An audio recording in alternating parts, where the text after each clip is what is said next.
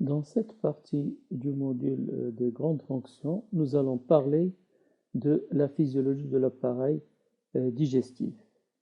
Et comme nous l'avons fait pour l'appareil circulatoire, nous allons parler tout d'abord des aspects anatomiques et morphologiques, et par la suite nous parlerons de la physiologie et la régulation de la fonction digestive. Comme introduction, et comme vous le savez, les cellules de l'organisme ont besoin de nutriments comme les glucides, les lipides, les protéines, les vitamines, les sels minéraux et l'eau. Et ces nutriments existent dans nos aliments, mais sous une forme complexe, incapable de traverser les membranes cellulaires. La digestion a donc pour rôle de simplifier les aliments qu'on mange en les amenant progressivement vers des formes physiques et chimiques compatibles avec leur absorption digestive et leur transfert dans le système de distribution cellulaire, c'est-à-dire le sang et la lymphe. Ce rôle est assuré par le tube digestif dont le fonctionnement peut se résumer en deux aspects très importants. Le premier aspect, c'est l'activité mécanique qui va se faire par l'aspiration, la mastication, la déglutition, le brassage, le remplissage et la vidange de ce que nous mangeons.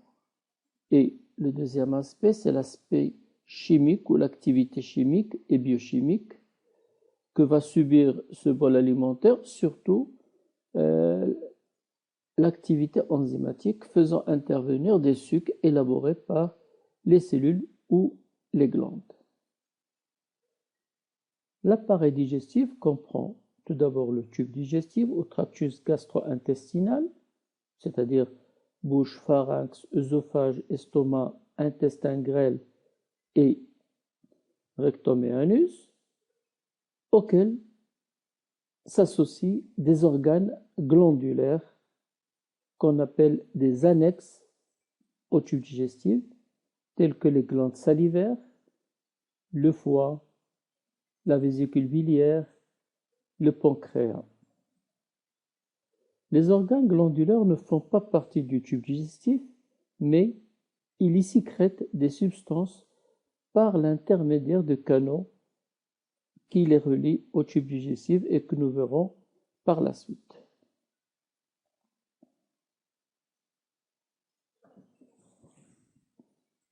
Le tube digestif adulte mesure aux alentours de 4,5 à 5 mètres de long et traverse tout le corps de la bouche jusqu'à l'anus. Donc c'est un tube très long qui commence par la bouche et se termine par le canal anal.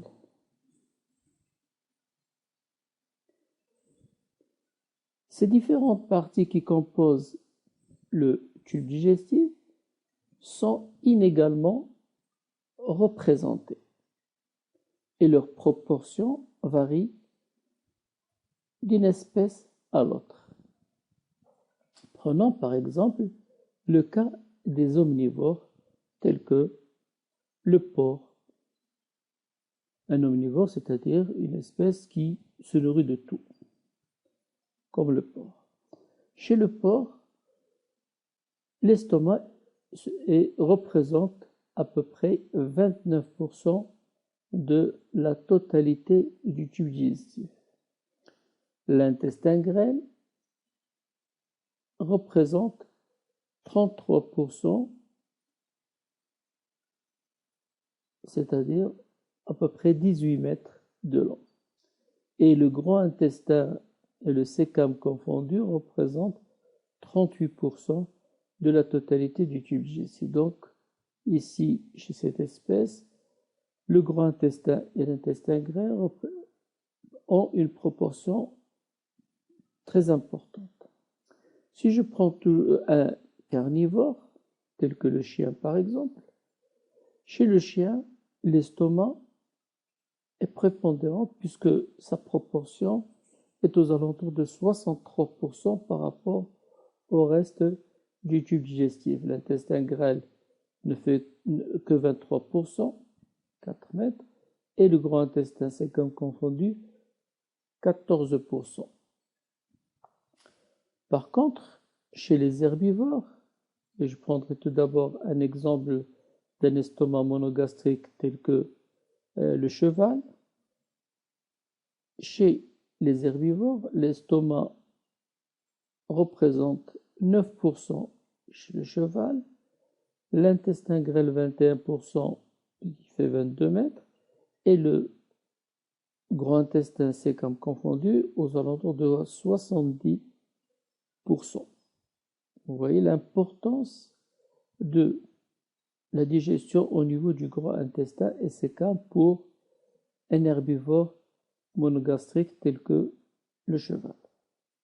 Si je prends un herbivore monogastrique mais de petite taille comme le lapin, l'estomac là également ne représente que 15% et le grand intestin et sécam confondus représentent 73%, d'où la prépondérance et l'importance du grand intestin chez les herbivores monogastriques. Si je prends un exemple des polygastriques, tels que la vache, toujours un herbivore, l'estomac représente 71% de la totalité du tube digestif et l'intestin grêle 18% malgré qu'il fait à peu près 46 mètres de long et le grand intestin sécam confondu ne représente que 11%. Donc, chez les polygastriques herbivores,